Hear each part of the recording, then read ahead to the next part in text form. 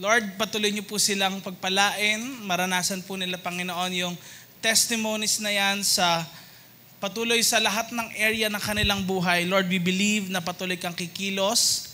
And Lord, patuloy ka rin magpapakita kung sino ka sa buhay ng bawat isa. In Jesus' name, amen and amen. Come on, can we give Jesus the best clap of praise?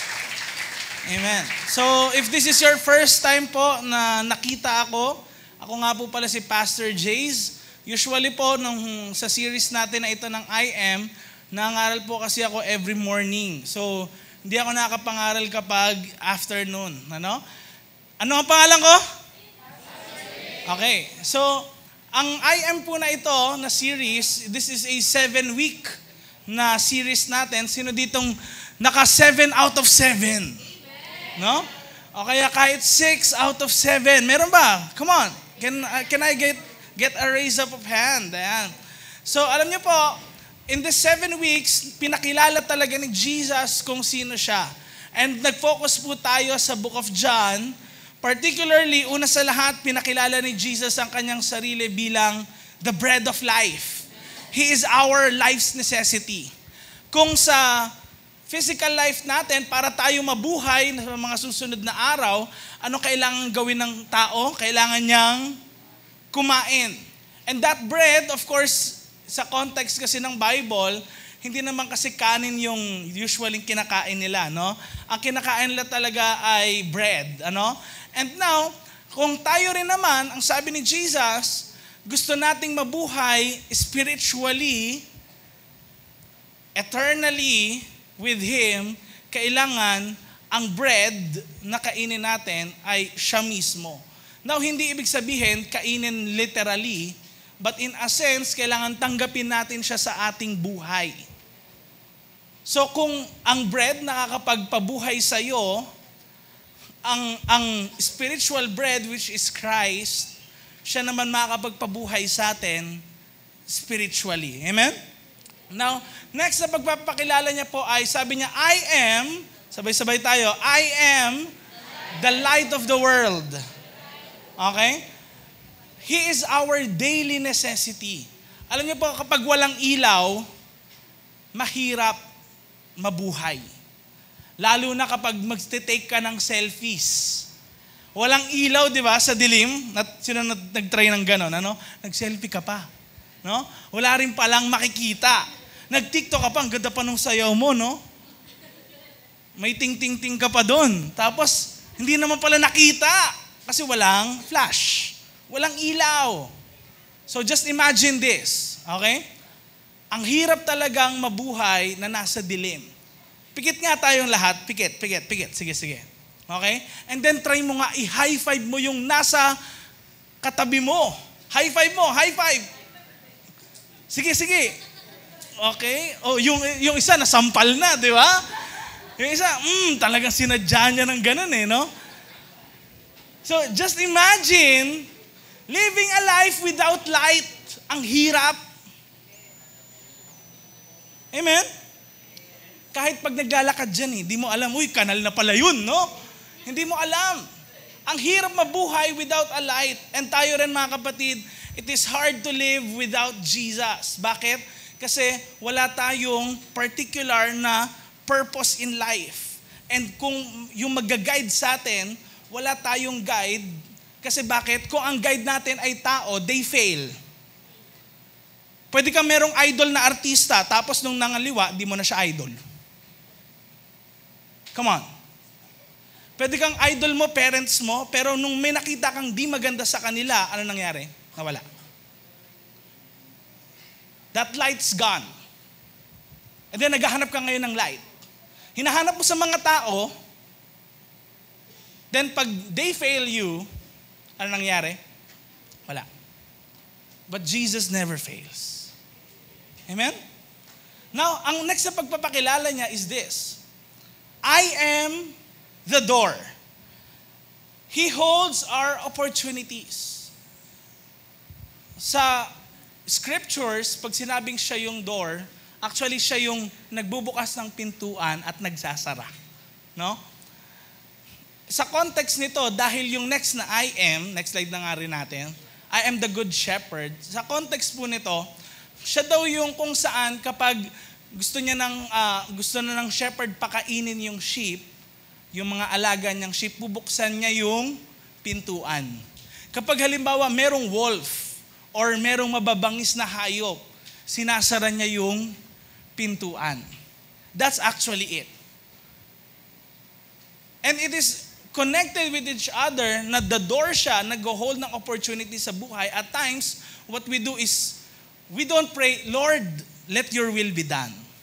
Ang prayer natin or the lifestyle that we do is, Lord, let my will be done. Kaya at times we fail, nag-stumble ka, or at times nadapa ka, you blame God about it, Lord, kasi naman Pero at times, ikaw yung nagbubukas ng pinto. Sabi ni Lord sa'yo, wag mo nga gawin, ginagawa mo pa rin. So at times may mga ganito nangyayari. But know that the Lord is willing to defend you and me. He is willing to die for you and me. Kaya may cross Ang cross, it is not just a religious symbol na nakikita natin sa church. The cross is actually a symbol that Christ died so that you and I, hindi na tayo pwedeng mapako ulit sa cross. Tayo talaga dapat yung mapapako sa cross, pero siya na yung nag-defend sa iyo at sa akin. Para hindi natin maranasan yung ganong bagay. Bakit po? Kasi tayo makasalanan. Ako, makasalanan. Katabi mo, makasalanan. Turo mo yung katabi mo pa isa. Ikaw din, makasalanan. Ikaw rin, turo mo sarili mo, ako makasalanan. Lahat tayo, no? But the thing is, God loves us so much na ganun yung klase ng pagmamahal na ipinakita niya sa buhay ng bawat isa sa atin. Next, pagpapakilala niya po, ito I am the resurrection and the life. So He was willing to die for you and me. But of course, He did not remain in death. Si Jesus po ay nabuhay na mag-uli. Now, the resurrection and the life, siya po yung ating pag-asa. Ang kamatayan dito sa lupa, nangyayari yan. In one way or another, mabubuhay din tayo at tayo rin ay mamamatay. Matatapos ang buhay, meron na namang bagong buhay. And Jesus is saying, actually, teka, kung sinong sasampalataya sa akin, hindi sila mamamatay. What does it mean? Hindi po magiging immortal, but it is a preparation for the lifelong na buhay. Ano yun? Yun yung eternity, yung eternal life that we always long for. Kaya deep inside you, kapatid, there is something in you na gusto mong ma-please si God, gusto mong gumawa ng tama, kasi deep inside you, alam mo, pag gumawa ka ng mali, may balik yun sa'yo. Maniwala ka man sa hindi kay Jesus, kahit hindi man naniniwala na merong God, they fear of doing evil. Bakit? Alam nila, in one way or another, merong mangyayari sa kanila na hindi maganda. And tayo mga kapatid, ang tanging pag-asa natin, walang iba kung hindi ang ating sarili, hindi yun si Jesus, ang pag-asa natin. At the end of the day, kahit sabihin mong, napakabuti ko pong tao, isang kudlit lang ng kasalanan na maipipinta sa'yo. That's all it takes para sa mga mabubuti mong gawa. Ganong kabigat ang kasalanan, kapatid. And ang tanging walang kasalanan ay si Jesus. That is why He lived the life that we should live. Ang gagawin na lang natin, magtitiwala tayo sa ginawa niya. Kasi bakit? Next slide. Sabi niya, I am the way, the truth, and the life. He's our all in all. Talagang wala na. Finish na. Wala nang ibang paraan. Talagang si Jesus lang.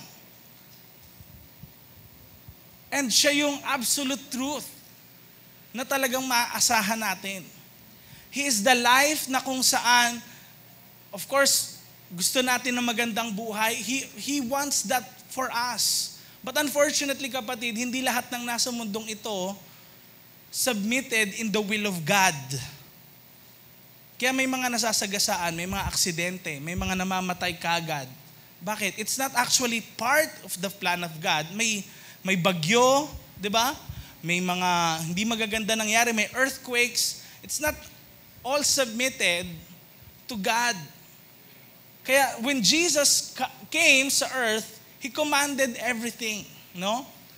He commanded the seas to stop, yung waves, yung malalakas na hangin, kasi not everything co-aligns with God's will. However, ang magagawa natin sa ngayon is to submit ourselves to God na, Lord, sige, let your will be done.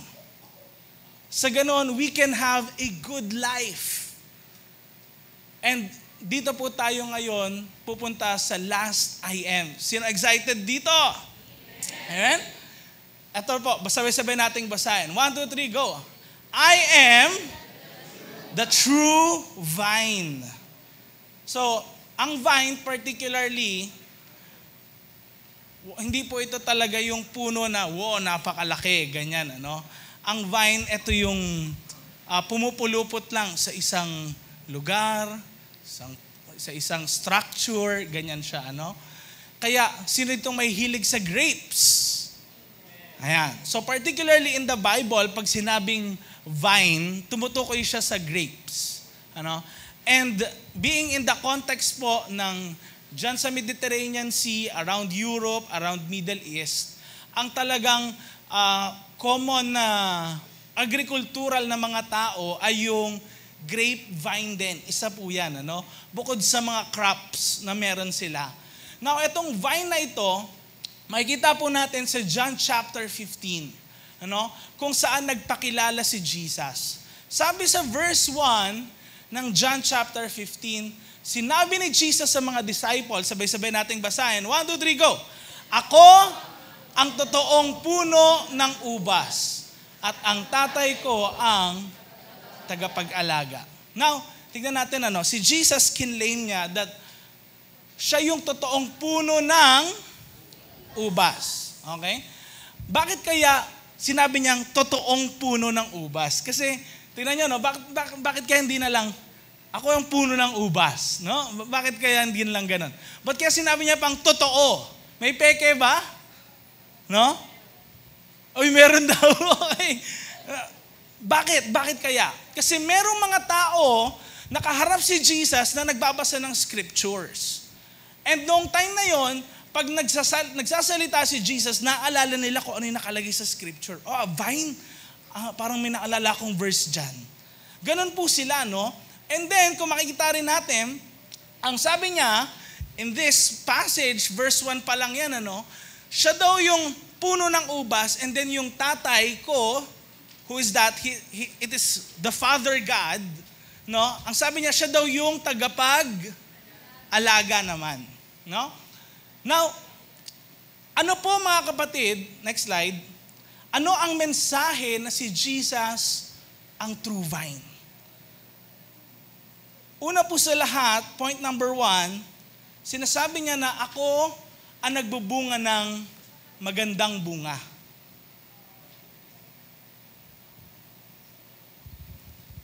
Siya po yung pinagmumulan ng magandang bunga. Bakit? Meron po kasing in the Bible na tinatawag din na vine. Okay?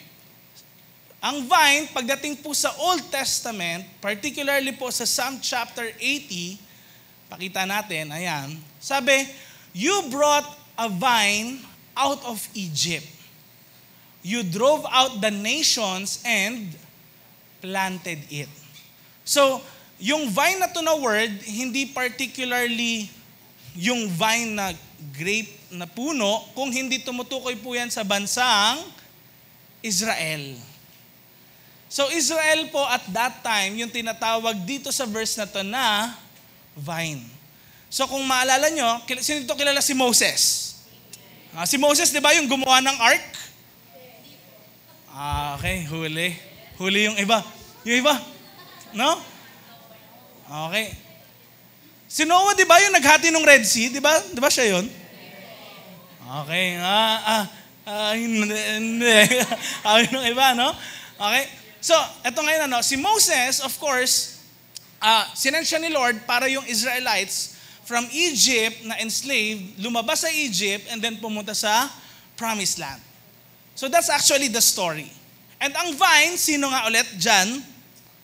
Ang Israel. Okay? Sila yung vine. Now, naghahanap si Lord ng bunga sa bansang Israel. In Isaiah, chapter 5, pakita nga natin yung next verse. Ayan o. Sabi, what more was there to do for my vineyard that I have not done in it? Ang tanong ngayon ni God, tinan yung tanong niya, no? When I look for it to yield grapes, why did it yield wild grapes? Tignan nyo, anong hinahanap? Grapes. Kasi yung vine, puno ng ubas, pero ang binunga, wild grapes. Ibang klase naman ng grapes. Parang ganito lang. Nakita na kayo ng puno ng mangga, tapos naging bunga, mansanas. May ganun ba? Wala. That's exactly what Jesus is talking about. Bakit ibang bunga yung lumabas sa bansang Israel? Bakit iba? Akala ko ba yung puno niya ay puno ng ubas? Tapos biglang, iba? Kaya ngayon, sabi ni Jesus, ako yung true vine. Ako yung totoong nagbibigay ng totoong bunga. Nakuha natin? He's actually the one ngayon na makikita natin na source talaga ng totoong bunga. Kung nakaraan na series, it's all about the way, the truth, and then the life. Again, take note, the truth. Katotohanan. There's no lie in it. Para kang ganito, nagbenta ka, sinabi mo, ito, mansanas to, pag tinanim mo, tapos nagbunga, tapos biglang mangga pala. Anong sabihin nun? Kasinungalingan yun, tama ba? In Him, walang kasinungalingan. I am the truth. And now, nung naghahanap ngayon si God sa Israel ng bunga, hindi naman tamang bunga yung nakita niya sa kanila.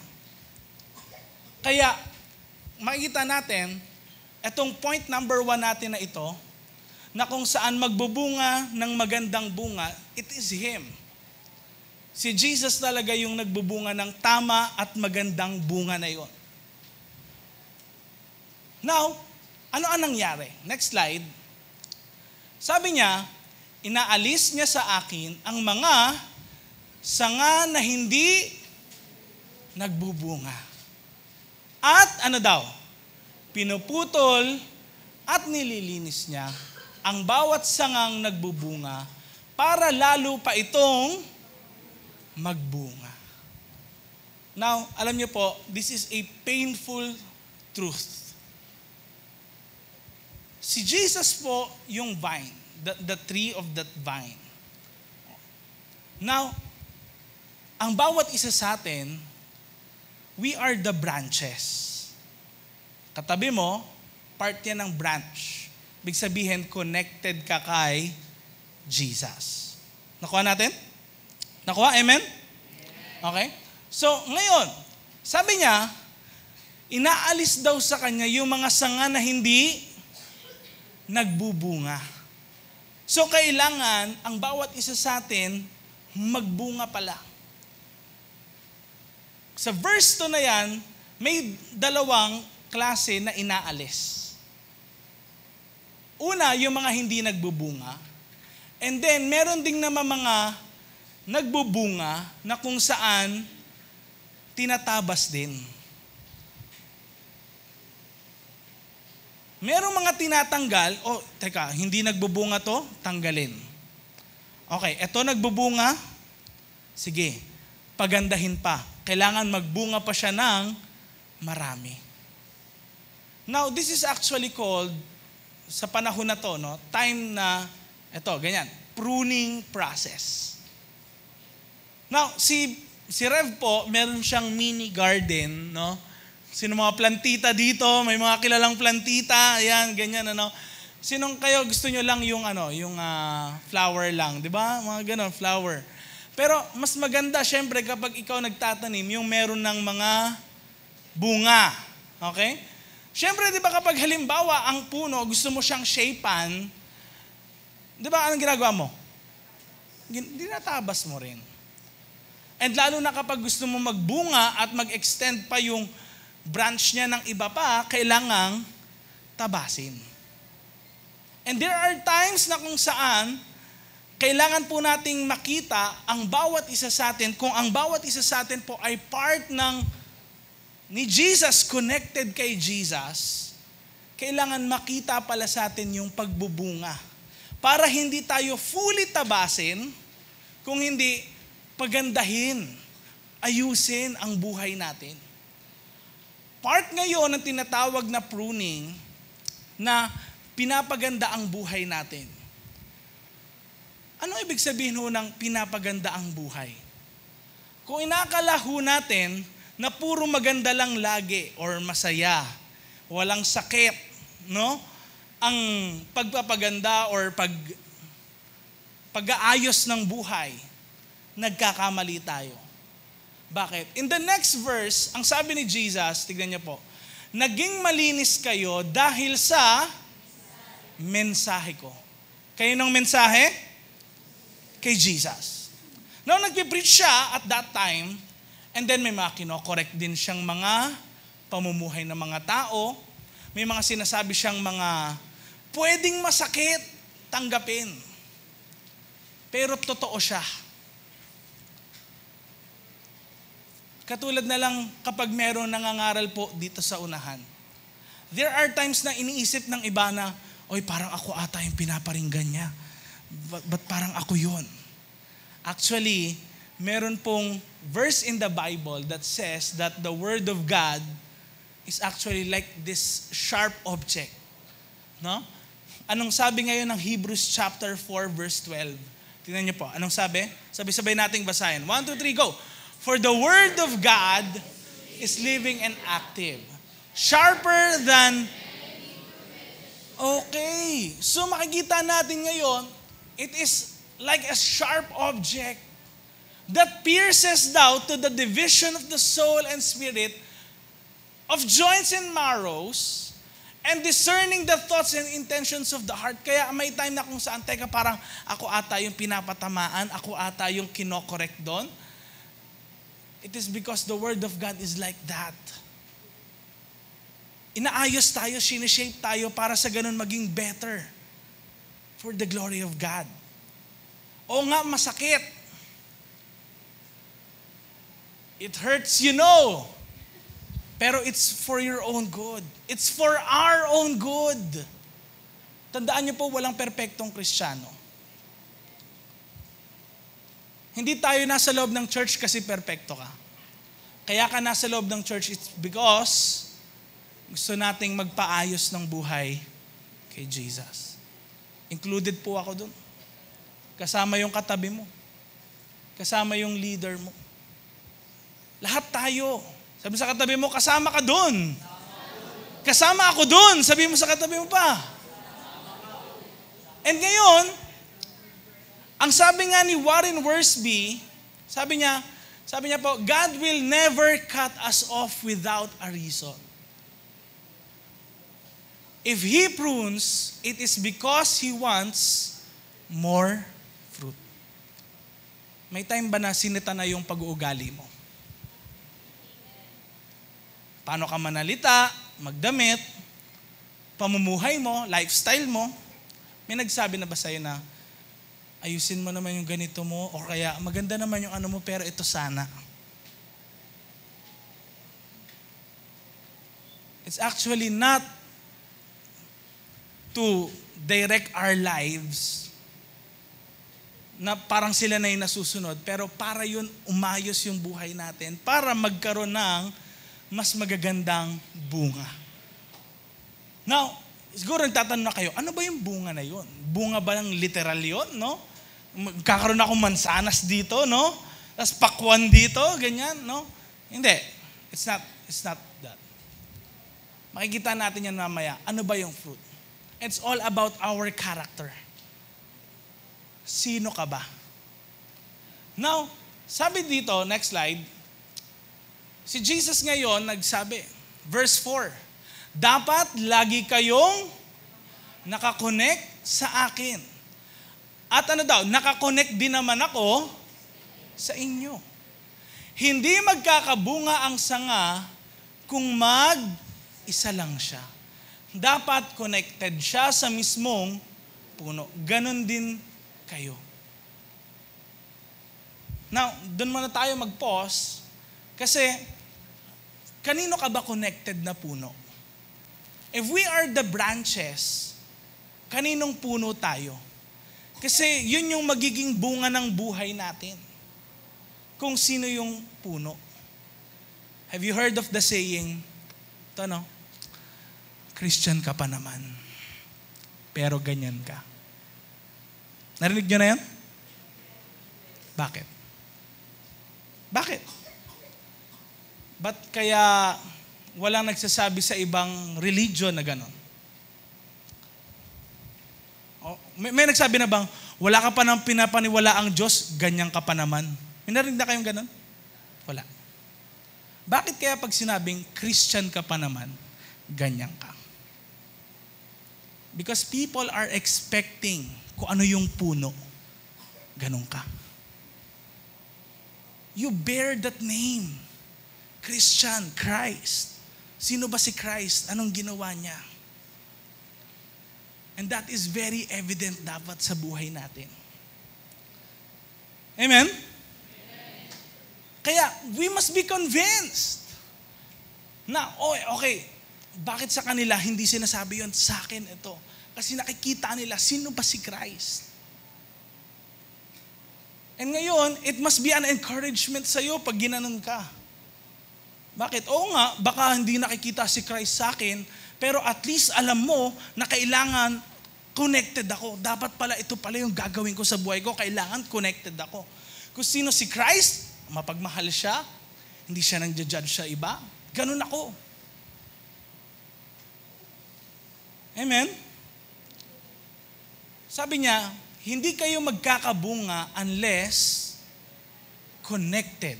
Can we say connected? Connected. Unless connected kayo sa akin. Kanino ka ba nakakonect? Particularly, alam niyo po, itong phrase na to, nabanggit to 3 times. Pagdating po sa literature ng mga Hudyo at that time, pag binasa nila na 3 beses inuulit yung isang bagay, ibig sabihin merong emphasis. Kasi next slide, kita natin, ayan. Verse 5 and 6, inulit yon. Sabay-sabay nga nating basahin. 1, 2, 3, go. Ako ang puno ng ubas at kayo ang mga sanga. Magbubunga ng marami ang mga nakakonect sa akin at ako sa kanila. Anong sinabi? Kasi wala kayong magagawa kung hiwalay kayo sa akin. Verse 6, itatapon ang mga hindi nakakonect sa akin at ako sa kanila. Kasi wala kayong magagawa kung hihiwalay kayo sa akin. Kaya take note that there is that nakikita ng mga tao kung sino ba talaga yung followers ni Christ at sinong hindi. Based from what they say. Based from what they see. And ngayon, ang sabi niya, wala kayong magagawa kung hiwalay kayo sa akin. Kasi bakit? Wala magsasabi sa inyong, Kristiyano ka pa naman, tapos ganyan ka.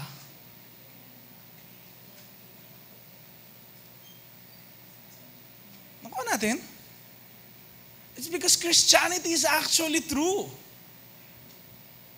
Nagulat po ako dahil nung nagre-review po ako ng ngayong sa Bible school namin regarding sa isa kong subject, meron ngayong atheists, new breed of atheists, na kung saan, sabi nila, yung values ng Christianity, it is what shaped them. Who are they right now? And you know what? Yung science, sino ditong favorite subject? Science. Di ba? Ang iniisip kagad natin, science is against religion. But actually, pag niresearch nyo po, yung unang mga taong scientific people, they are all actually Christians. Hindi sila atheists. Science is just trying to make sense of life. Kaya may mga theories na galing daw sa unggoy. Sinong galing sa unggoy dito? Come on!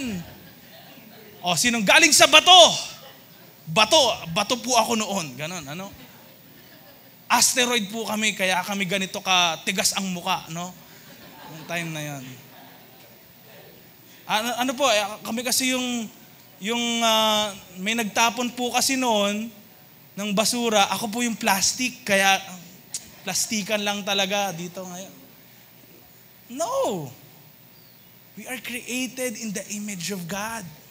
Kaya we are able to bear fruit. Amen? Next slide. Sabi ni A.W. Tozer, sabi niya, sabay-sabay nating basahin to. 1, 2, 3, go. It is doubtful whether God can bless a man greatly until, wow. Alam niyo nung binasa ko to, has God ever hurt me?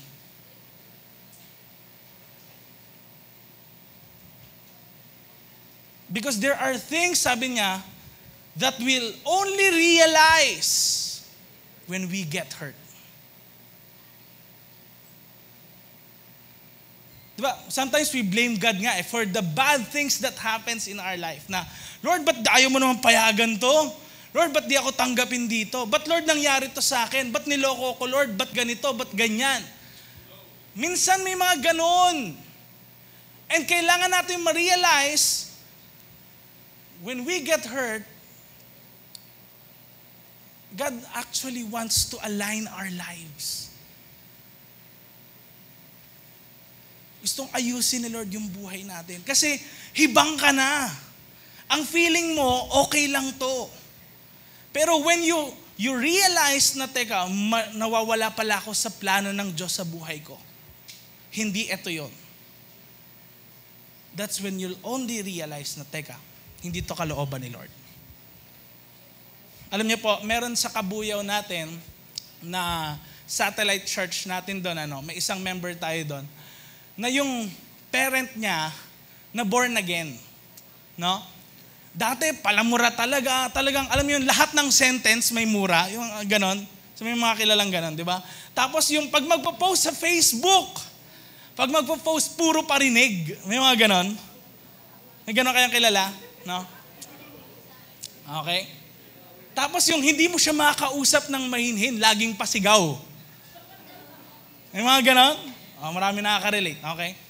Alam niyo po, until the time na kung saan series pa natin noon, Miracles.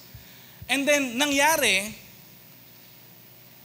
nasugod siya sa emergency. And then, dun sa emergency, dun niya talaga tinanggap si Lord. Ano? Then, sabi nitong mga anak niya, sabi niya, alam mo, Pastor, matagal na namin niyang sinasabihan din si Mama. And then, inaano namin sa Bible study, ganyan. Iba po talaga kapag, si Lord nag-discipline. Iba po talaga kapag si Lord mismo na yung kumalabit sa'yo, magigising ka. At times, we can get hurt. And we can meet God in the most difficult situations ng life natin. Ang tanong ngayon, kailangan pa ba dumating doon para ma-realize natin? we are not doing what God wants. Alam ko naman, mga matatalinong tao ang mga kausap ko. Amen? Hindi na kailangan, ay, parang masakit ba yan? Sige, kailangan maranasan ko muna para masabi kong masakit. I believe hindi. Amen? Amen? Sino dito ngayon, starting today, okay, Lord, susundan kita. Come on. Can you just raise up your hand, Lord, susundan kita. Come on. Amen. Praise God. Now, ang sabi po sa verse 7 ng John chapter 15, kung nakakonect kayo sa akin at sinusunod nyo ang mga teachings ko, sabi niya, pwede nyong hingin. Ano daw? Ang kahit ano. At ibibigay ko ito sa inyo. Now, pag tayo nagbasa ng Bible at times, ganito, no? Ang ganda nitong verse. Diba? Ganun. Ha-highlightan mo. Tas yan lang, yung part lang na yan. Yung pwede nyong hingin ang kahit ano at ibibigay ko sa inyo. Yun, di ba? Sino bang gusto nun? Di ba? Parang ganito yan, sa nanay mo. Ma, sa birthday ko kahit anong hingin ko, sana ibigay mo. Di ba? Parang ganon. Pag sinabi rin sa'yo ng isang tao, di ba? Sige, kahit anong gusto mo, bibigay ko. Di ba? Gusto mo na yung the best kung may laruan man, yung malaki ng laruan, di ba? But the thing is, pag nagbabasa tayo ngayon ng Bible, there are these promises na kung saan dapat hindi natin i-neglect yung other part. Meron siyang requirement. Bago sabihin ni Jesus na pwede niyong hingin ang kahit ano at ibibigay ko sa inyo, ano yung requirement? Next slide. Next slide. Ano sabi? Kung nakakonect kayo sa akin. So hindi lahat. Hindi natin pwedeng pangawakan na, oops, sige, Lord, pwede ko namang hilingin. Kaya, if you ever feel na parang, bakit ganito? Bakit parang di sinasagot ni Lord yung prayer ko? Parang sarado yung langit. Yun magpe-pray ka tapos, Lord, ano po? Ay, di ko na alam sasabihin ko. Next time na lang. Sino may mga ganun experiences? Yung bang blanco ka na lang. Then you feel na whenever you pray, parang, wala, hindi naman nakakarating kay Lord yung panalangin mo. Why? Why do you think that is? Tignan niyo yung sabi, no? Kung nakakonect kayo sa akin.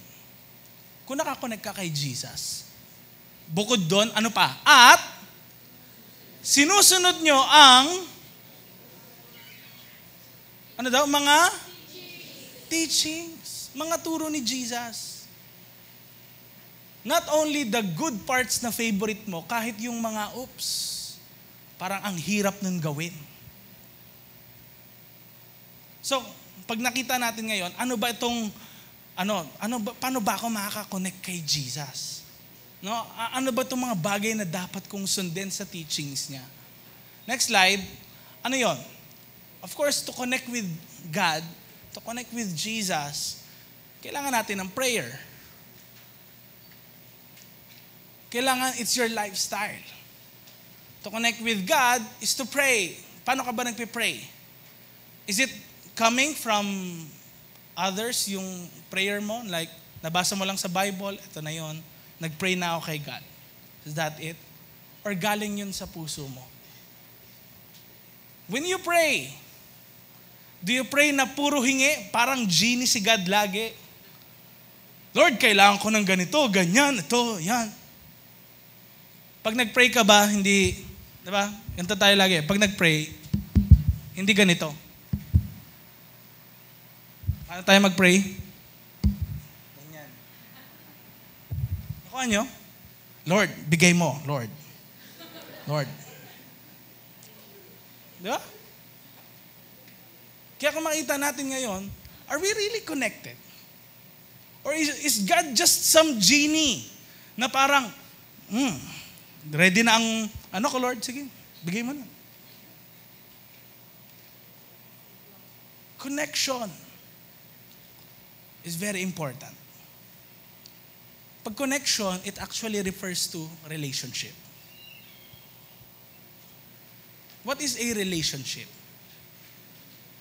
Paano masasabing ang isang tao ay merong magandang relationship with someone?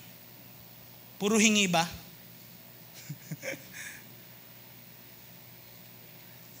Or transactional ba? Hindi relational. Okay, Lord, pag ginawa ko to gagawin mo rin to sa akin. Is that a relationship? No. Transactional yun. We pray, it is because we have a relationship with God. Na Lord, gusto ko pong sabihin sa inyo, same thing. As para nakikipag-usap ka with your friend, with your father. Marami po akong problema ngayon. Ito po kinakaharap ko. Alam ko, Lord, marami akong pagkukulang sa'yo. Who prays like that? Come on. Amen? It is because we can approach God and call Him Father. Na masasabi mo kung ano yung totoong ikaw. Hindi siya katulad ng parent natin dito sa lupa na, ganun ba? Nagawa mo yun? Tapos papaluin ka. Di ba? Sino may mga na-experience ng ganun? Di ba? He wants you to have a relationship with you. And me. Lahat tayo. Prayer is one thing. Next is what? Bible reading. Sino dito nagbabasa ng Bible? Ano po? Isang verse lang. Yan. Nakapagbasa na akong Bible.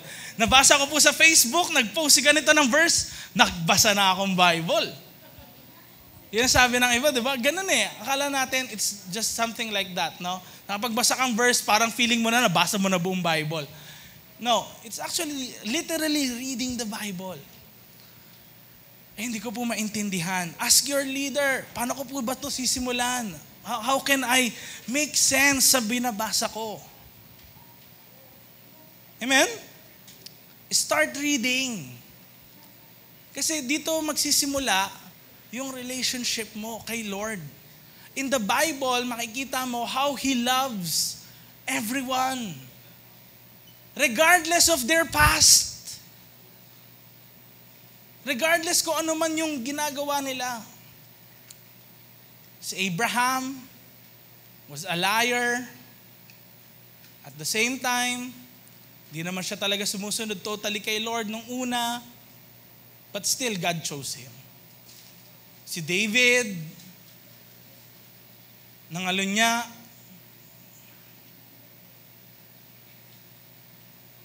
marami pang mga stories sa Bible na hindi magaganda yung past.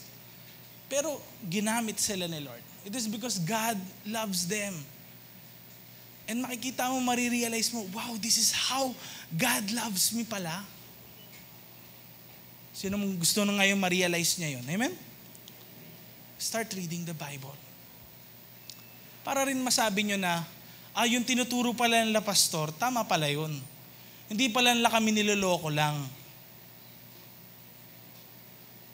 Kasi gusto namin mapakita sa inyo na totoo. And it is not just some made-up stories. Amen? Next is what? Joining Connect Group. You are not alone, kapatid. Sabi sa katabi mo, di ka nag-iisa. Kailangan mong kumonect din sa mga dito na nasa church. Join a Connect Group. Kung wala ka pang Connect Group, kailangan mag-join ka ng Connect Group. Tanongin mo na yung katabi mo, yung leader mo, yung nag-invite sa'yo, meron po bang Connect Group? Kasi gusto ko pong sumama. Para I get to know more about Jesus, about God, about Scripture. Amen? dahil ang buhay natin, we are actually not here para ikaw lang mag-isa habang buhay. Merong mga tao na kasama mo sa journey.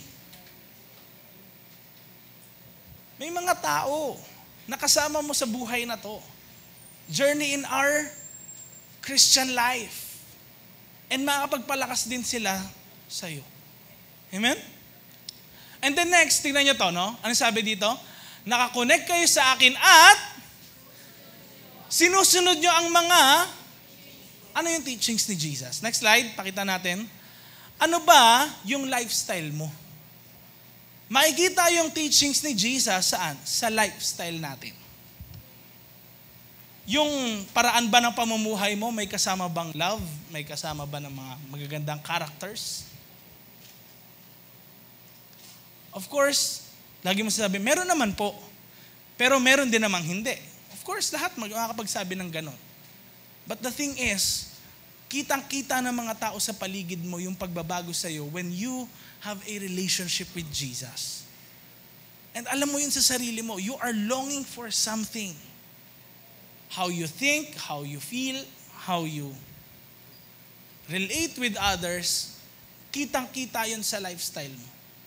Ang tanong, kita ba yun sa buhay mo? That's only the time when you can claim, pwede niyong hingin ang kahit ano at ibibigay ko sa inyo. Next slide. Point number 2. Ang sabi niya, kung siya daw yung true vine, ano yon? Ako ang true fulfillment. Now, alam niyo po, ang nangyayari sa tree, para makapagbunga yung branches, di ba? Kumukuha ng nourishments yung roots. And then, inaakyat, then, ini-spread sa branches. Kaya yung branches nagkakaroon ng fruit. Now, fulfillment. What does it mean to be fulfilled? Ano yung fulfillment natin sa buhay? Pag parang nasabi mo nang naabot mo na. That's fulfillment eh. Like, I have it. I can die happy, live happy, okay na sa akin lahat. You're fulfilled. You're okay na. You're content at everything. Ano kaya yung true fulfillment natin? Is it money? How much is fulfilling? Pag meron na akong sasakyan, lupa, ganyan. Tell that sa mga billionaires. How much is fulfilling kung money yon? What else? Kung meron na akong ka-relationship. Tell that sa mga 5 yung asawa. Tell that sa mga 5 yung panganay. Nakuha natin? Can that be fulfillment?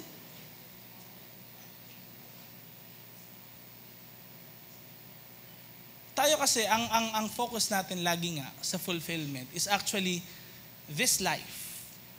No? Yung buhay natin. It's always this. Nasa box tayo ng earth. Like, ito yung fulfillment, ito yung sinasabi ng TikTok, ng Instagram, ng Facebook. But what is true fulfillment actually?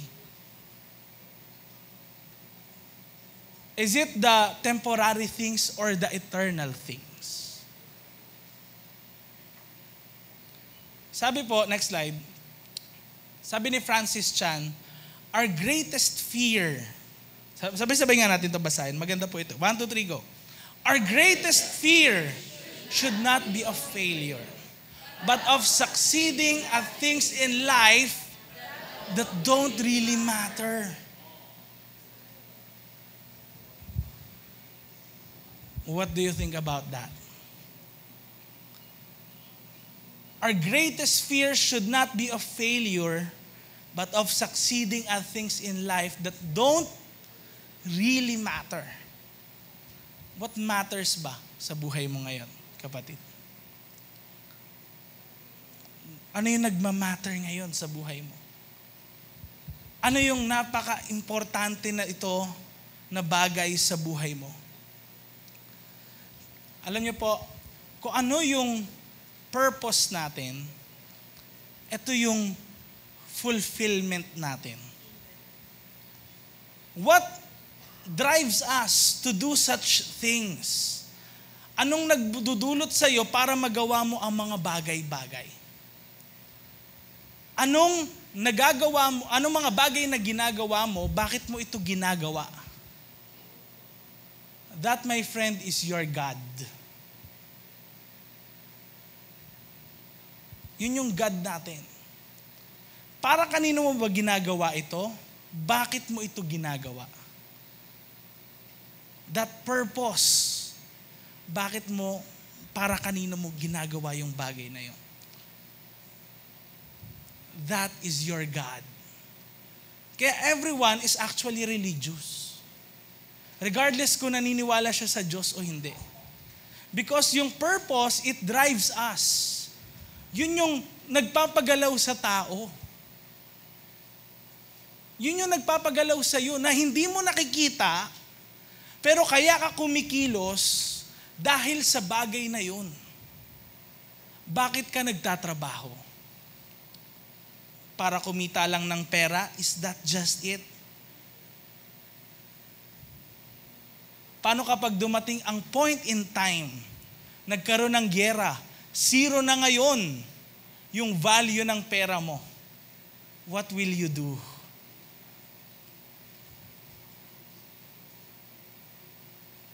Nakuha natin?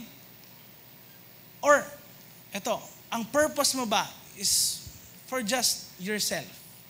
Mabuhay lang. That's a good purpose, actually. Para mabuhay lang. Okay. So kung yun lang yung purpose mo, how do you do things? I-satisfy lang kung ano yung gusto mo? Paano kapag hindi na nasatisfy yung gusto mo? You will look for other options. Anong nangyayari ngayon sa true fulfillment ng isang tao? Bakit ito fulfilled? Kanino at para saan niya ginagawa yung isang bagay? Yun yung magde-determine kung sino yung God mo.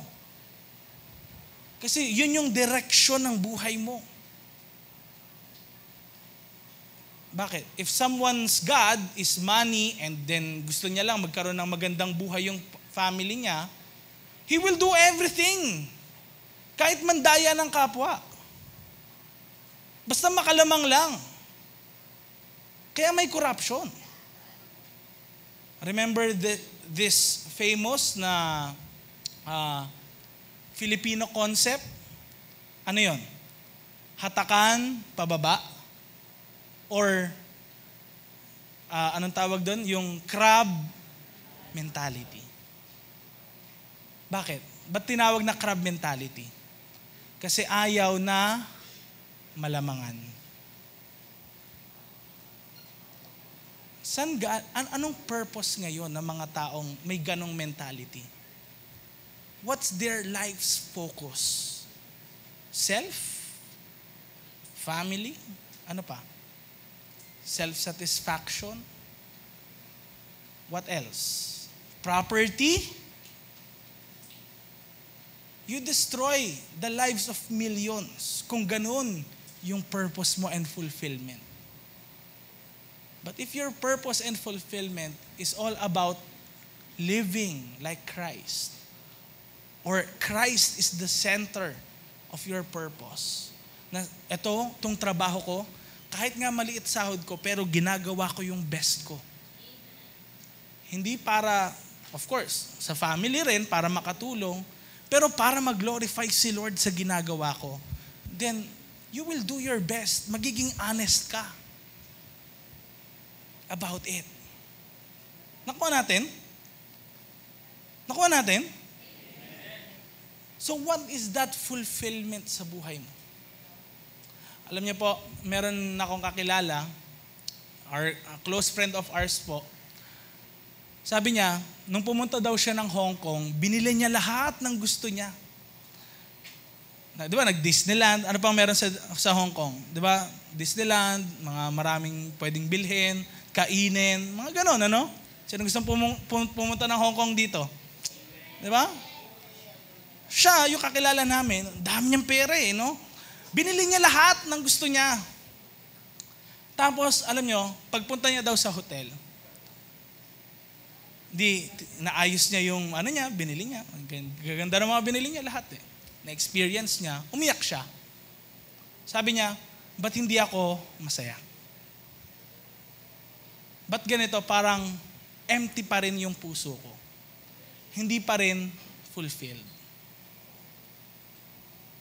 Because what we need is actually not the things of this world, but we need God kasi nasa Kanya ang lahat. Remember the way, the truth, and the life. He is our all in all. Yun Kaya yung kaninang kinanta natin, I don't need anyone else, anything else. You are my one thing. That's what really matters. Ano yung one thing mo na yun sa buhay mo? Tanong mo katabi mo, ano yung one thing na yun sa buhay mo? Okay, next slide. Point number 3, sabay-sabay nating basahin. Nakakayahang magbunga. Si Jesus yun, yung center na kung saan pinagmumula ng kakayahan nating magbunga. Next slide, ang sabi niya, pag marami kayong bunga, napapatunayan ng mga, ano daw? Disciples ko nga kayo at napaparangalan ang tatay ko. So makita natin ngayon, yung bunga, yun yung nagpapakita na disciples. Hindi basta follower lang, tagasunod lang. Disciples, kahit yan, may mangyari, bumagyo, bumaha, susunod pa rin kay Jesus. Kahit ano mangyari, susunod pa rin sila. Mapapatunayan daw na disciple saan? Bunga. Can you say it with me? Fruit. Next slide. Pag tinignan po natin yung Galatians chapter 5, ang sabi dito, verse 22, but the fruit, that same word of fruit, ginamit, karos. Ang sabi of the Spirit is love, joy, peace, patience, kindness, goodness, faithfulness, gentleness, and self-control. Those are the fruits na nakikita dapat talaga sa buhay ng mananampalataya. Okay, pwede mo sabihin, teka, Pastor, I have that love, I have that joy. Pag pumasok ako, masaya lahat. Pero peace, parang wala akong peace.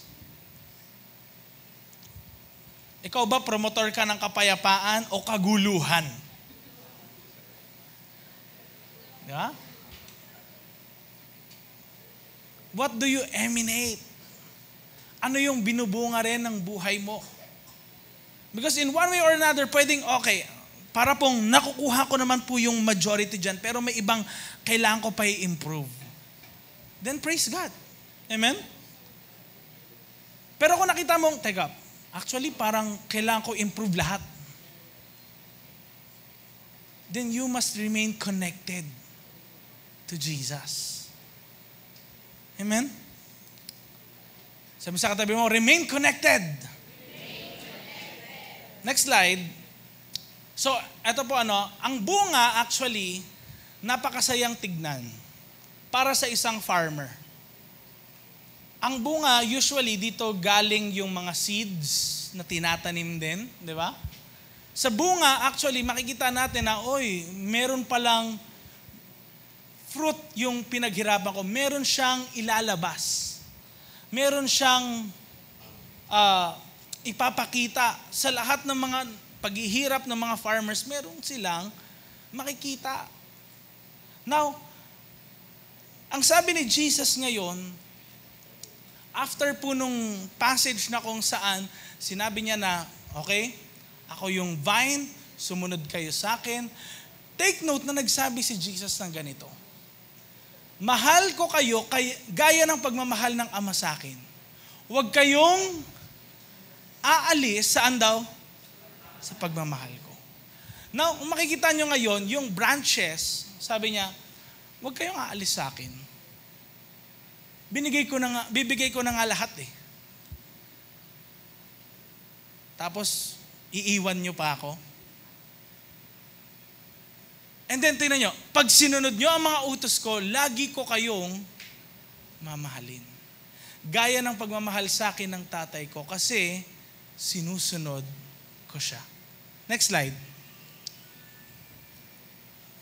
Tingnan nyo po ngayon yung commandment ni Jesus. Anong sabi? This is my commandment, that you love one another. So, ito yung commandment ni Jesus sa atin bilang nakakonect sa Kanya. Sa true vine. Bilang nakakonect sa Kanya, we are here to what? To express that love.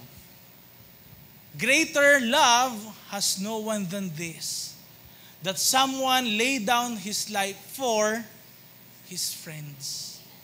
Ang totoong pagmamahal, hindi po yung sinendang ka lang ng I love you letter, binigyan ka ng flowers, but true love is what? Sacrificial. Paano nasabing sacrificial ang isang bagay? Kapag meron kang tinanggal sa buhay mo, dapat gagawin mong pang sarili mo, binigay mo sa iba. That is love. That's agape type of love. Kaya si Jesus, hindi niya pinili yung sarili niya. Binigay niya ang sarili niya so that lahat tayo magkaroon ng kaligtasan through Him. And take note, sabi niya ngayon, you are my friends. Ano sabi? If you do what okay, friend ka, hindi necessary, okay, friend na ako ni Lord. Ano sabi? If you do what ano yung command? Hindi, ano yung command niya? Bago yan. That you love one another. So yun ngayon yung utos. Yun ngayon yung, lalakaran pala natin to. Ito yun ngayon. Now, of course, lahat tayo, nakikita natin sa buhay natin, meron ba akong love dito? Kulang ba ako dito? Then we are all in a journey. Lahat tayo. Pag nakita mo yung katabi mo, ay parang siya kulang pa sa love. May journey siya. May journey siya. Pwedeng nasa huli pa siya at nandito ka ng medyo gitna, pero at the end of the day, sinusunod niya yun. Amen? Kaya ngayon, alam niyo po, napakaganda nitong sinabi ni Jesus that you are my friends. Ginamit ko po ito last Sunday nung AM service. Let's say ganito po, sino mga may bahay dito? Ayan, okay, may bahay. Paano pag next slide, kumatok? May kumatok sa bahay nyo. Okay? Tapos yung kumatok, di ba, siyempre, yung iba dito, sino may bahay, may pintuan dito, tapos yung, alam mo, may peephole. Di ba? Next slide. Tapos nakita mo, next slide. Oops, sino kaya yun? Sino kaya yung taong yun? Kilala ko ba to? Di ba? Tapos, anong gagawin nyo ba? Pag may stranger, anong gagawin nyo? Shopee? Yun ba? Or, anong sasabihin nyo? Sino po sila? Yun, di ba? Usually yun. Kasi bakit? Stranger Di mo kilala. Pero paano kung yung kapatid mo, sabihin natin, mga nanay dito, tatay, taas sa kamay. Ayan, okay? No? Yung mga anak nyo, okay? Mga anak nyo, may dalang kaibigan. Tapos, dinala niya yung kaibigan niya sa bahay. Ako to. Ito nga pala, kaibigan ko. Ano sabihin nyo? Ay, yung kaibigan mo yan, doon lang yan sa labas hindi papasok sa bahay. May ganun ba? Anong usually sinasabi? Papasukin mo. Papuntahin mo dito. Sige, pakainin natin. Tama ba? Ano may sabing hindi? Sino yun? Hindi, usually, ano nangyayari, di ba? Tignan nyo ngayon wala pong daan na iba patungo sa Ama kung hindi sa pamamagitan ni Jesus. He is the Son of God. Paano ka makakapasok sa kingdom of God? Sa tahanan ng Diyos. Paano daw tayo makakapasok? If we are friends. Tingnan nyo yung slide kanina. Verse 15. Isa pa? Anong sabi? No longer do I call you servants. Kasi yung servants, sila po yung mga hindi nakakapasok sa loob ng bahay, hindi nakakapakinig kung ano yung mga stories, nasa labas lang sila lagi. Nakuha natin? We are, ngayon? Friends. Sabi sa katabi mo, kaibigan ka ni Lord. Kaibigan ako ni Lord. Kaibigan tayo ni Lord. Amen? So dito ngayon, okay, I will do what you command me, Lord. Yun yung sinasabi mo ngayon sa buhay mo. Come on, can you just raise up your hand? Amen. Ngayon, ang tanong ko po sa bawat isa sa atin, who is your purpose of life? Kanino ka ba nabubuhay? Para kanino mo ba ginagawa yung isang bagay na yan? Kaya mo bang banggitin talaga, like literally, yung kaninang kinanta natin? Because most of us, I feel, parang baka, okay, sinabayan ko lang yung lyrics, ang ganda kasi. But can you do it with all your heart? Na, Lord, I don't want anyone else. Amen? I don't need anything else. Can we just, again, worship team? Yun yung natin, yung kantahin natin before we close. Who is your purpose of living? Purpose in life. At kanino mo, next slide, kanino mo ibibigay at ipapagamit ang buhay mo? Of course, given yun Kung sa parents mo, sa family mo, sa sarili mo, it's there always. But if yun na yung end, then it's not it. Kasi at the end of the day, you will just damage other people dahil doon. Kaya marami hong mga pamilya na wawasak, relationships na nasisira. It's actually because of our purpose. Bakit ka ba nabubuhay? Sino nang ready dito? Come on, to give yourself to Jesus. Can we just tayo po tayo lahat? I don't need anything else. You are my one thing. You are my I want you to one decide. thing. Huwag kang lalabas ng lugar na to na kung saan di ka nakapag-decide. And this song, may this be the song na maging totoo sa buhay mo simula ngayon. Amen? I don't need anything else. You are my one thing. You are my one. Come on, lift your voices to the Lord. I don't want anyone else. I don't need anything else. You are my one thing. You are my one thing. Give me Jesus. Give me Jesus. You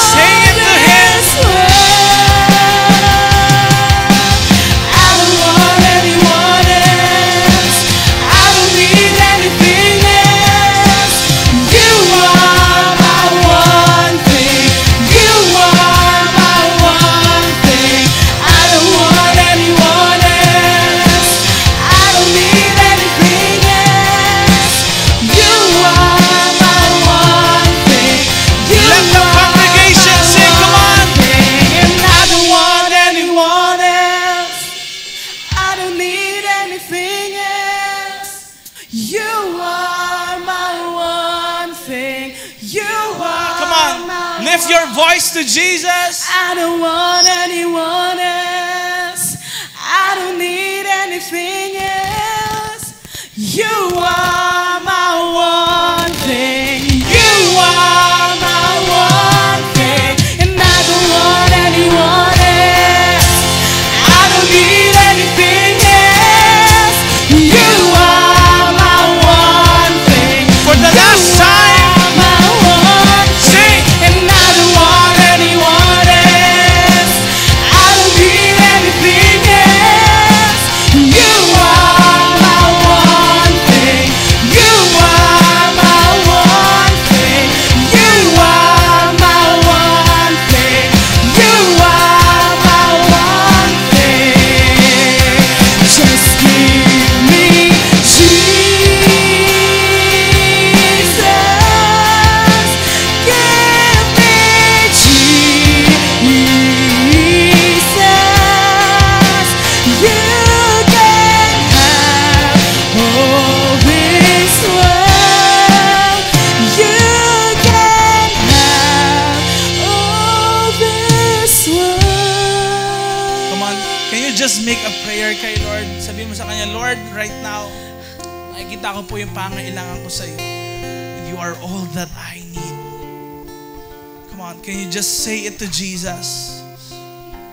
You are all that I need. Nakikita niya yung mga pangailangan mo ngayon, pero gusto niya ngayon tumingin sa puso mo eh. Willing si Lord gawin kung ano yung gusto mo. Ano yung gusto mong hilingin sa Kanya. Binasa natin yun. But He wants your heart right now. Ano yung puso mo ngayon, kapatid? Is it willing to make Jesus that one thing? Yes, Lord. Thank you, Lord. Thank you, Jesus. Lord, nakikita niyo po yung mga kamay na to na nakataas ngayon. Nagko-commit ng kanilang buhay sa inyo. Lord, we believe that this I Am series talaga, Panginoon, nakapagpabago po, nakapag-transform ng aming mga puso. And Lord, we thank you for this series dahil pinakilala mo kung sino ka sa aming mga buhay. Pinakilala mo, Panginoon, yung kapangyarihan mo. Lord, tunay po, mula sa araw na to,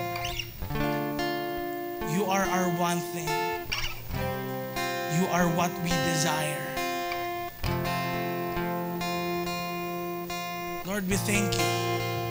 Dahil may mga nagbigay po ng kanilang buhay sa inyo. At alam namin, Panginoon, sa langit right now, nagkakasiyahan because may mga nag-decide, Lord, to follow you. Lord, we want to give you the highest praise, the highest glory. In Jesus' name, amen and amen. Come on. Can we give Jesus the best clap of praise? Woo! Amen. Okay, so bago natin batiin yung mga VIP